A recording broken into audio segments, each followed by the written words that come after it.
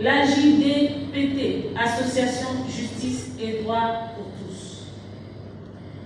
L'Europe va ainsi déployer plus de 500 observateurs qui ont été rigoureusement sélectionnés et formés selon les standards Bridge.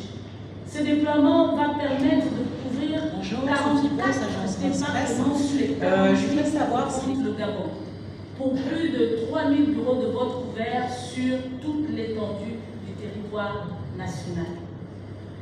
Les informations collectées en temps réel par les 500 observateurs seront traitées par une équipe de 80 hommes et femmes répartis dans les 3 chambres de la Situation Room, que sont la chambre technique, qui est composée de 36 membres responsables d'OSC membres d'Europe, des experts en statistique.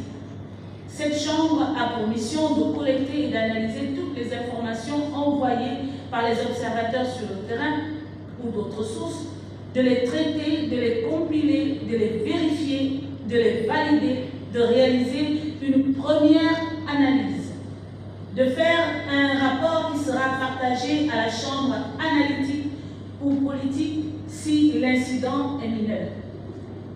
Ensuite suivra la chambre analytique, composée de 8 membres.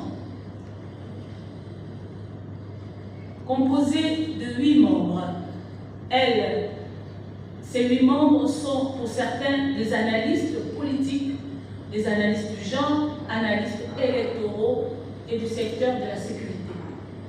Des OSC membres pour la plupart d'Europe. Elle analyse les rapports de la chambre technique, transforme les données brutes reçues de la chambre technique en informations exploitables. Elle catégorise ces informations, rédige les rapports et les communiqués qu'elle transmet à la chambre politique. Une fois la chambre politique enfin, cette dernière est composée de 10 membres responsables d'Europe, acteurs de la société civile, juristes, experts politiques. Cette chambre est chargée de prendre des décisions éclairées, de faire des communications officielles, d'établir des relations avec les autres parties prenantes, de donner les alertes, de faire le plaidoyer et des suggestions auprès des organes de gestion des élections pour améliorer le déroulement du processus électoral, de faire la prospective, de construire les partenariats stratégiques pour l'Europe, de faire de l'intelligentsia stratégique. Enfin,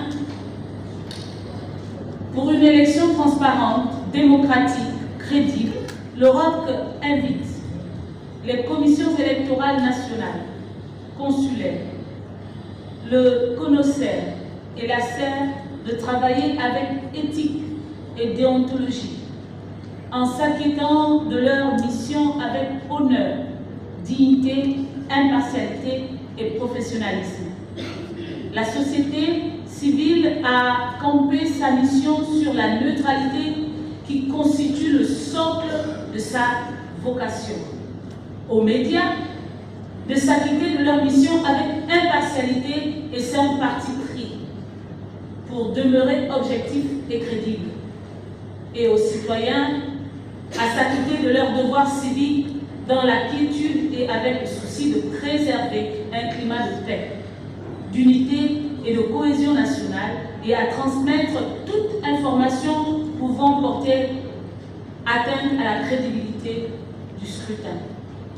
À la communauté internationale, enfin, à accompagner le Gabon dans ses efforts démocratiques et dans le renforcement de ses institutions, de même qu'il nous paraît absolument nécessaire de préserver et de sauvegarder sa souveraineté.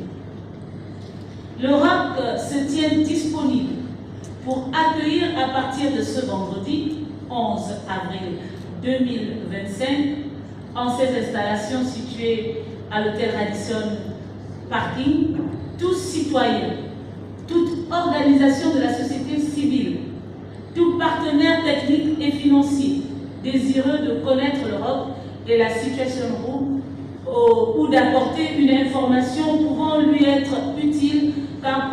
permettre une amélioration du processus démocratique du scrutin. S'agissant des prochaines communications d'Europe, elles se présentent comme suit.